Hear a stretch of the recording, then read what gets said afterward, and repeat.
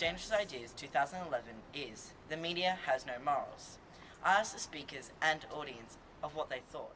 So, does the media have morals? Yes. I don't think they do. I think they operate in a moral vacuum myself. And you just have to read like newspapers like The Australian where they have such biased arguments with absolutely no factual backup. Yeah, so I don't believe they have morals. Do you think the media has morals? I think it has to have a morality. It has to have a set of principles. It has to understand about ethics.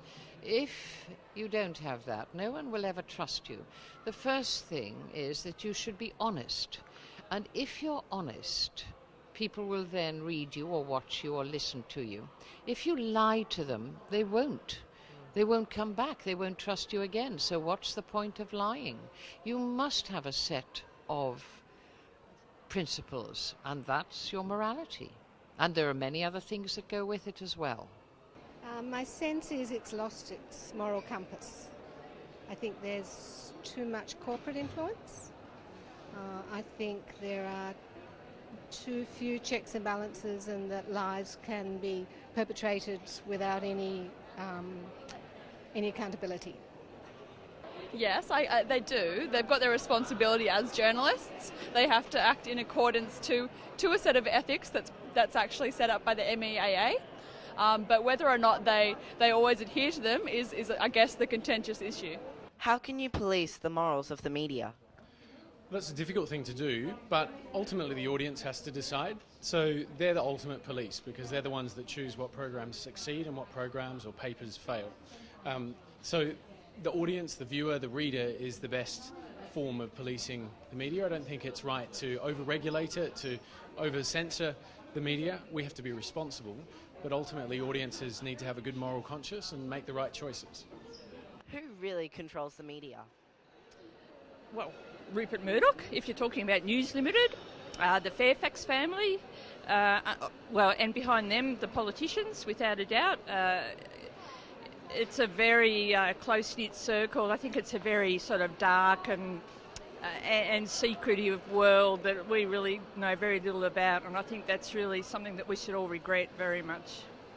I don't think any one person controls the media. I think what you will tend to see is a balance of power between certain people that run in the media. So if you look, for example, at Murdoch, you'll see one balance of power in the way that he skews things, and then you'll see papers that are run by Fairfax who skew it in another way. So I don't think you ever have one true owner of the media. You'll have a conglomerate of opinions, and that power balance really lies in who's running the show. Well, who controls the media? I think there's like several answers. Like the audience, I think they control the media with their feedback they give. I think the media sometimes produces what the audience wants. So, it's not always the controversial issues, it's what people want to hear, maybe not so much what they need to hear.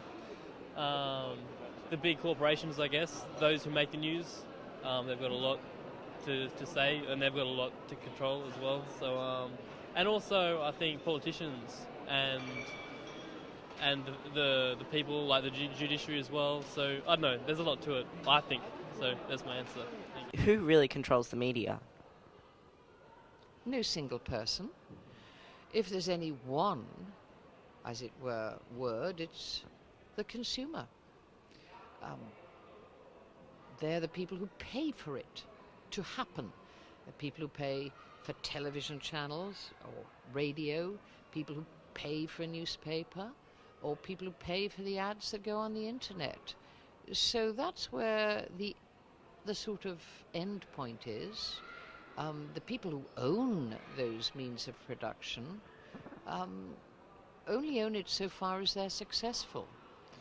If nobody buys, nobody listens, nobody watches, then they're no longer in control. It's those who are the readers, the listeners, the viewers. Okay. Rupert.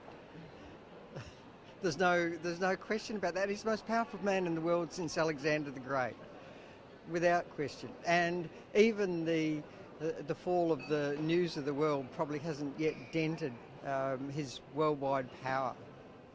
Some of them do, but some of them don't. One of them that doesn't is Andrew Bolt. It depends. I mean, with the whole Murdoch thing, it's a little bit iffy, so we'll see. In different places, different people control the media. Like around in England and all that, like Rupert Murdoch was a very prominent person controlling the media. In Australia, it's all private companies and whoever's like the strongest. Yeah. I would like to be a young journalist. What advice would you give to me about the morals in media? I would advise you, first of all, to go online and set up a blog, a Facebook page, get a Twitter account, do all the social media stuff and put these projects on it, because that way you're on your way to being a media professional. And I think it's very important for you, as you do become a journalist, to understand why you are a journalist. And for me, one of the best vocations or callings of a journalist is to speak the truth and speak truth to power. So to make sure that your compass is pointed in the right direction, always ask who's in power and how can I make them uncomfortable? Because making those in power uncomfortable is one of the best things a journalist can do. Thank you very much. Tell us what you think. Send us a tweet.